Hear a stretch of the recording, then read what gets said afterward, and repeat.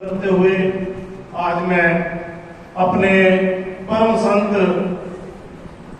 प्रेमदास जी के चरणों में कोटि कोटि नमन करता हूं और उनके बेटे जिन्होंने उनकी गद्दी को संभाला हुआ है और जो समाज में बहुत बड़ा संत समाज को और समाज को बहुत बड़ा योगदान दे रहे हैं, संत गुरमीत दास जी व उनकी माता जी और गुरु रविदास महाराज जी के दरबार में बैठे महान संत जैनदास महाराज जी, संत मेघदास जी, संत सुरेश दास जी, संत मोहनदास जी, संत श्यामलाल दास जी, संत बलवंत दास जी, मैं सभी को कोटि कोटि नमन करता हूँ और संगत का धन्यवाद करता हूँ। प्यारी साथ संगतियों, कल के दिन यानी 31/7 को संत रामानंद जी महाराज जी का रामानंद जी महाराज जी बरसी दिवस था। मैं उनको भी कोटि कोटि नमन करता हूं और हमारे सरदार उधम सिंह जी, उनका भी शहीदी दिवस था। तो प्यारे साथ संगतियों, हम ये नहीं जानते कि सरदार उधम सिंह कौन था। सरदार उधम सिंह के माता पिता जहां पर काम करते थे, जिस कंबोज परिवार में, वो दोनों माता पिता उनके मर चुके थे, तो उसका पालन पोषण उस कंबोज परिवार ने किया और वह चमार बिरादरी से संबंध रखते थे। लेकिन उन्होंने जो कुर्बानी दी देश के लिए, वो कोई भी भूल नहीं सकता। तो प्यारी साथ संगतियों, मैं उनको भी कोटि कोटि नमन करता हूँ और उनके चरणों में, गुरु महाराज जी के चरणों में प्रार्थना करता हूँ, गुरु रविदास महाराज जी ऐसे और महान पुरुष आए, ऐसे और संत आए, जिससे देश का, इस समाज का भला हो। तो प्यारी साथ संगतियों, गुरु रविदास महाराज जी, बाबा साहब डॉक्टर भीमराव अम्बेडकर महाराज जी, जिन्होंने इस देश में हमें आजादी, यानी कि गुरु रविदास महाराज जी ने अपनी वाणी में जो लिखा, बाबा साहब ने संविधान में लिख दिया। आर्टिकल 13 और 13 से 32 तक हमें अनेक अधिकार दिए गए हैं, जिन अधिकारों की वजह से आज हम जिंदा हैं। नहीं तो हमारे साथ पशुओं से भी बुरा व्यवहार किया जाता था।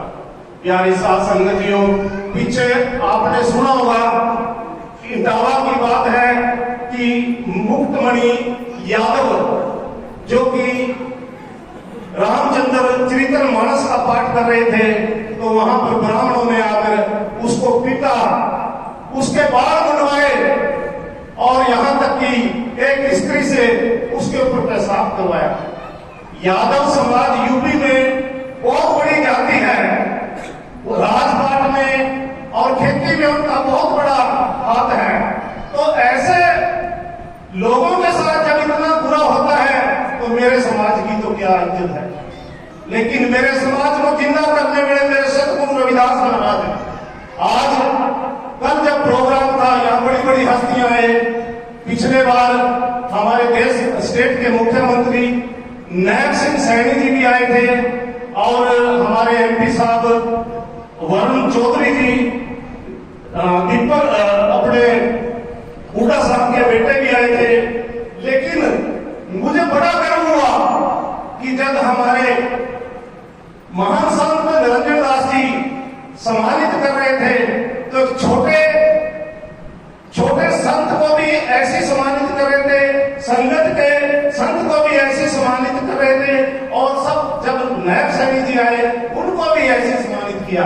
तो ये छोटी बात नहीं है, ये बहुत बड़ी, ये मेरे गुरु रविदास महाराज का आशीर्वाद है।